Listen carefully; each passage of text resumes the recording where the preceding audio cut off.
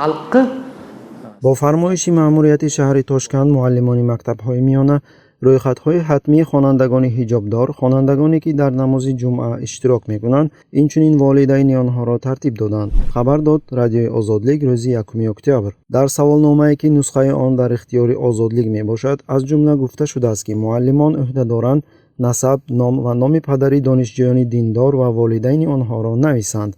سراغه استقامت آنها و جای کار والدین مکتب بچگان را نشان دهند. غیر از این در سوالنامه‌ها نقطه‌های علاهیده قید کرده شدند که در آن معلمان باید معلومات دانشجویانی که والدینشان در خارجه هستند یا به حرکت‌های اکستریمیستی خیرخواهی می‌کنند نشان دهند. یکی از آموزگاران مکتب رقمی 12 ناحیه تاشکند با شرط افشا نشدن نامش به آزادلیگ گفت که این سوالنامه‌ها پنهانی از خوانندگان و والدین آنها پر کرده می‌شوند.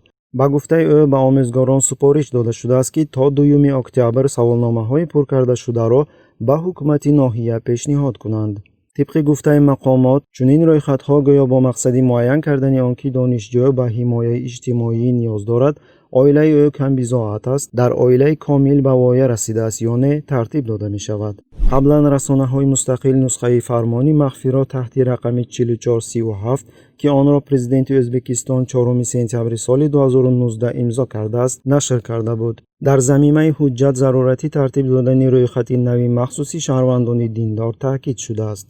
Shuncha narsa tashkil qildik. Endi jilovni qo'lga olasizlar. جالبی دقت است که 15 سپتامبر سال 2020 پالاتای پایانی پارلمان ازبکستان لایحه قانونی تجدید شده درباره آزادی وجدان و تشکیلات‌های دینی را در خوانش اول تصدیق کرد.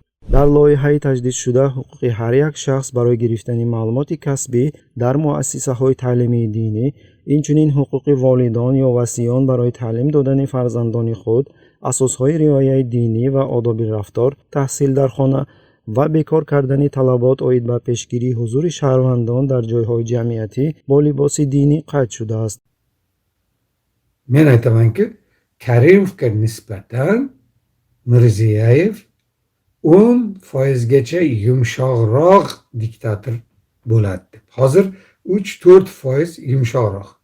مشاهدان ازبک قید میکنند که رژیم میرزیویف کوشش میکند که در بالای 2 کرسی بنشیند. در عین زمان میخواهد مردم را با لیبرالیزاسیا پس از رژیم بیرحمانه کریموف نشان داده آرام کند و نظارت سخت خود را در ساحه دین نگاه داشته وظیفه اساسی خود جلوگیری از بیداری سیاسی اسلامی را در بین مردم ادامه دهد. Din erkinligi qayda prezident? Prezident farmoni qanday prezident?